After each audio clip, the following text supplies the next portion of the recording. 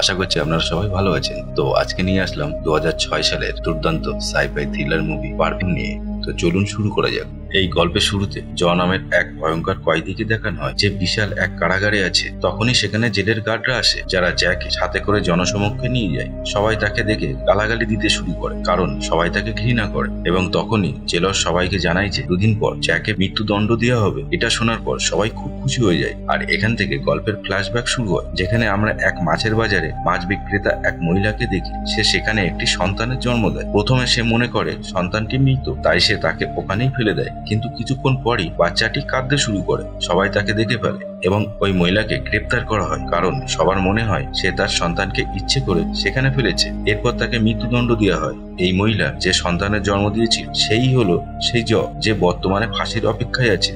এখন জয়ের এই পৃথিবীতে কেউ নেই, তাই তাকে একটা অনাথ আশ্রমে পাঠানো হয়। আর সেখানকার পরিস্থিতি মোটেই ভালো ছিল না। সেখানে যে বাচ্চারা ছিল তারা জ্যাকে মারার চেষ্টা করত, কারণ তাদের মনে হতো জ এলে তাদের মধ্যে একজনের জায়গা সে কেড়ে নেবে। এবং তখনই অনাথ আশ্রমের মালিক আসে এবং সে সব বাচ্চাদের শাস্তি দেয়। তো এইভাবে ধীরে ধীরে সময় কেটে যায়। জ 5 বছরের হয়ে যায়, কিন্তু 5 বছর পরেও আজ পর্যন্ত সে একটিও শব্দ উচ্চারণ করেনি। আসলে সে কথা বলতে পারে না, তবে তার একটি অসাধারণ ক্ষমতা আছে। তার ঘ্রাণ শক্তি অনেক বেশি। সে যে কোনো জিনিসের ঘ্রাণ নিয়ে বলে দিতে পারে সেটি কি। জ এভাবেই অনাথ আশ্রমে ধীরে ধীরে সময় কাটায় এবং এখন সে 13 বছরের হয়ে গেছে। এবং 13 বছর পর অনাথ আশ্রমের যে মালিক থাকে সে ঠিক করে যে সে তাকে বিক্রি করে দেবে। এবং সে জ্যাকে ওষুধের চামড়া বিক্রেতা এক লোকের কাছে বিক্রি করে দেয়। এবং যখনই সে জ্যাকে বিক্রি করে দেয়, কিছু ডাকাত এসে তাকে খুন করে টাকা নিয়ে যায়। আসলে জয়ের মধ্যে আরো একটি বিশেষ জিনিস ছিল, যে তাকে নিজের থেকে দূরে সরিয়ে দেয়। তার মৃত্যু হয়, যেমন ছোটবেলায় তার মায়ের হয়েছিল। এবং এখন সেই মহিলার যার অনাথ আশ্রম ছিল, এখন যে লোকটি জকে কিনেছিল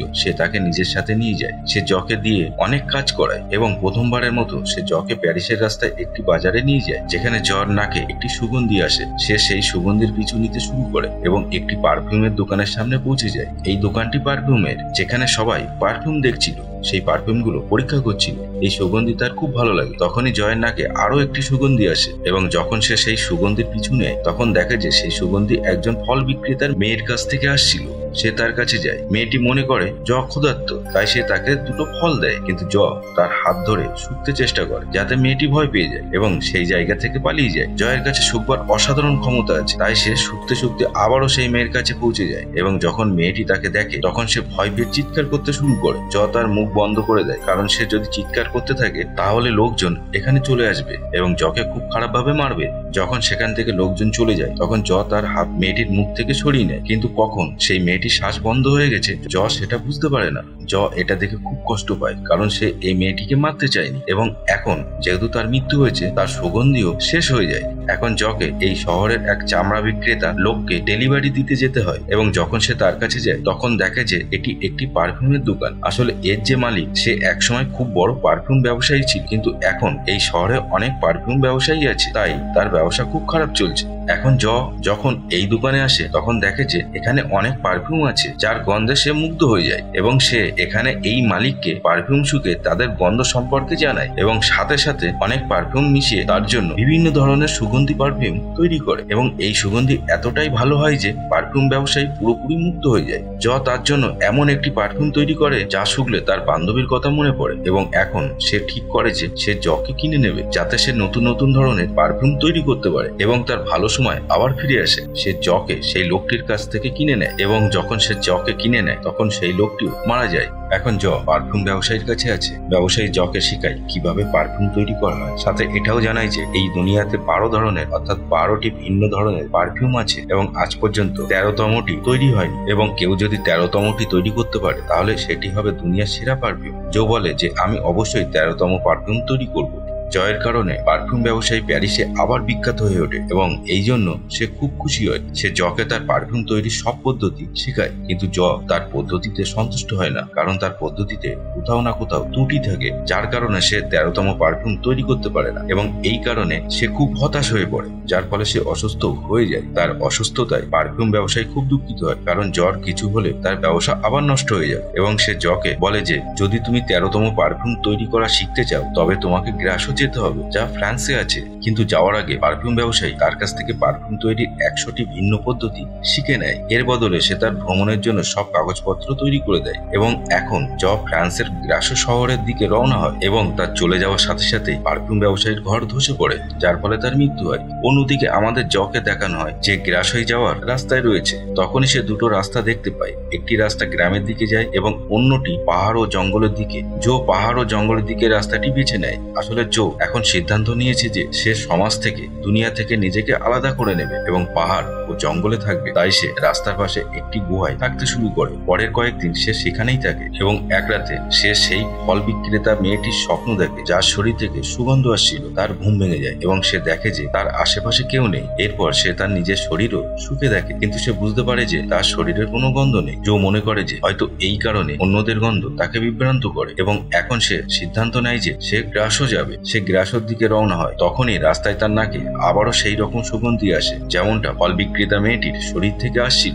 সে দেখে যে সেখানে একটি ঘোড়ার গাড়ি আছে। আসলে এর মধ্যে একটি মেয়ে থাকে এবং এখন জো সেই ঘোড়ার গাড়িটির পিছু নিতে শুরু করে এবং একসময় সেটি গ্রাসো শহরের একটি খুব সুন্দর বাড়ির ভেতরে চলে যায়। এটি অ্যান্টনি নামের এক লোকের বাড়ি যে খুব ধনী এবং ঘোড়ার গাড়িতে যে মেয়েটি থাকে সে তার মেয়ে, যার নাম লরা। লরা খুব সুন্দরী এবং এখন জো গ্রাসোতে কাজ করতে শুরু করে। সে একজন মহিলার অধীনে কাজ করে যেখানে সে পশুদের চর্বি থেকে গন্ধ বের করার দুটো ভিন্ন পদ্ধতি শেখে এবং এখন সে এই পদ্ধতিগুলো মানুষের উপর ব্যবহার করতে চায়। আসলে জো এখন 13টি গন্ধকে আলাদা বোতলে ভর্তি করতে চায়। তাই সে একটি মেয়েকে অপহরণ করে এবং এখানে শেখা দুটো পদ্ধতির মধ্যে প্রথমটি এই মেয়েটির উপর ব্যবহার করে, কিন্তু সে পুরোপুরি ব্যর্থ হয়। এরপর সে আরো একটি মেয়েকে ডেকে আনে এবং তাকেও মেরে সে তার উপর দ্বিতীয় পদ্ধতি ব্যবহার করে, যা পুরোপুরি সফল হয়। অর্থাৎ এখন সে চর্বি থেকে গন্ধ বের করার পদ্ধতি ভালোভাবে শিখে গেছে। তো যাই হোক, এখন জো মেয়েদের চামড়া থেকে বিভিন্ন ধরনের সুগন্ধি তৈরি করতে চায়। তাই সে লড়ার পার্টিতে যায়। সে তার উপর আক্রমণ করে, তাকে অপহরণ করার চেষ্টা করে, কিন্তু সে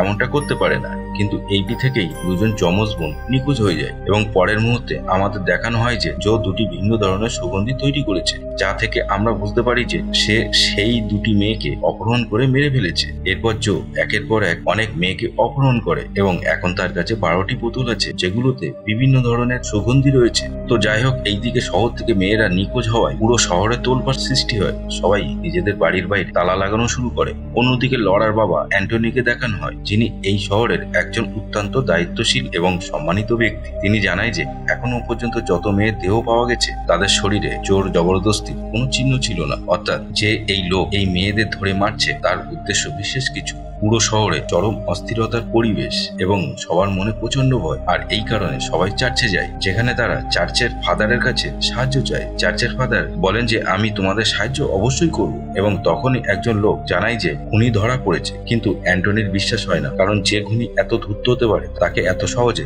ধরা সম্ভব না। অ্যান্টনি তার মেয়ে লড়ার জন্য চিন্তা হয়। এই কারণে সে গ্রাসো ছেড়ে যাওয়ার সিদ্ধান্ত নেয় এবং তার মেয়েকে নিয়ে এখান থেকে চলে যায়। কিন্তু যখন সে যাচ্ছিল তখন জোর নাকে তার সুগন্ধি আসে। সে বুঝতে পারে যে লড়া শহর থেকে বাইরে যাচ্ছে, তাই সে তার পিছু নিতে শুরু করে।